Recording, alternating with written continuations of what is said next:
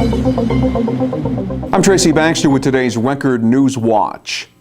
A mountain of rubble is all that is left of the Squiciarini home, one day after a fire destroyed their Bullville area residence, leaving the family of 10 homeless. A clothing drive is being organized for members of the family who appear to have lost everything when the blaze ripped through their wood frame home at Long Lane and Edson Drive. Responders reported having some difficulty in getting adequate water supplies to the scene. Tankers from neighboring departments were needed. Bullville Assistant Fire Chief Bill Bacon said fire apparently started on the exterior of the house and spread from there. The Orange County Emergency Management Office was posting information on its Facebook page about places where donations can be dropped off. It's a victory for the Orange County Legislature, which has been battling County Executive Ed Diana over the future of the county-owned Valley View Nursing Home. In a decision handed down by Acting State Supreme Court Justice Robert Onufry, the county executive was ordered to honor the budget changes made by the legislature, allowing for the funding of Valley View for the entire year. And the judge also ruled that Diana has no authority to close the facility, that only the legislative branch of government has that power. Legislator Michael Anagnostakis praised the judge's ruling, saying they were an affirmation that one-man rule will not be tolerated in Orange County. Elsewhere, a town of Chester man has been charged with felony assault following a 6-hour standoff with police. Officers were called to a disturbance Thursday afternoon, and one of them was injured while trying to arrest Michael Verone, who broke free and barricaded himself inside his Townsend Place home. The 49-year-old Chester resident who lives alone was later taken into custody after special operations officers broke down his front door.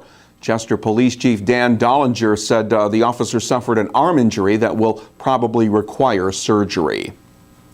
Members of the state legislature will be busy over the weekend passing bills that are part of the tentative $135 billion state budget agreement hammered out earlier this week. The deal includes a hike in the minimum wage to $9 an hour to be phased in over 3 years, a move that has drawn criticism from business organizations. Local Republican State Senator John Bonisic says by adding money to the budget for the CHIPS Highway Improvement Program, Albany was able to provide a little help to its financially struggling counties. We're able to get $75 million more for our CHIPS program. That's mandate relief for our counties, our municipalities, and it'll be invested in our local roads, which will help defray the cost of local taxpayers. The state budget agreement also includes $350 tax rebates to middle-class families with at least one child and a household income of between $40,000 and $300,000, but taxpayers won't see those checks until 2014.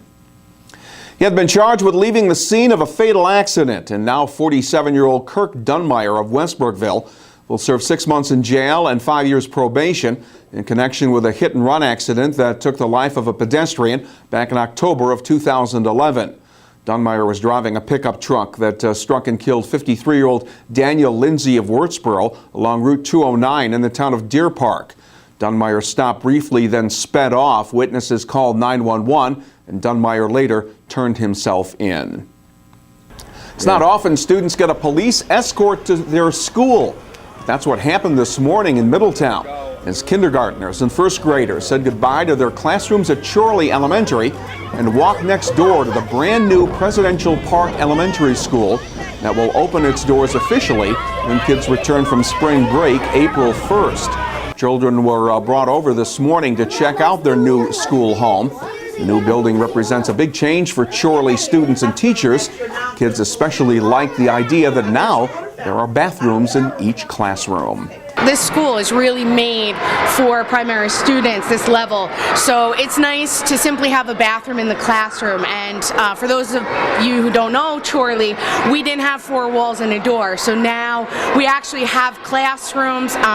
There are new SmartLink desks that can be moved in so many different ways. The teachers' desks are on wheels, so we can rearrange the classroom to really foster learning. We have crystal boards and these wonderful flat screens. I mean, the technology, the building, and just the landscape in the park is so beautiful and amazing. Who wouldn't be excited to come to school? Chorley will soon be demolished as part of the plans Kindergartners and first graders will occupy the bottom floor of the new school. The second floor of Presidential Park is not quite finished. Students in 2nd through 5th grade will be welcomed here beginning in September.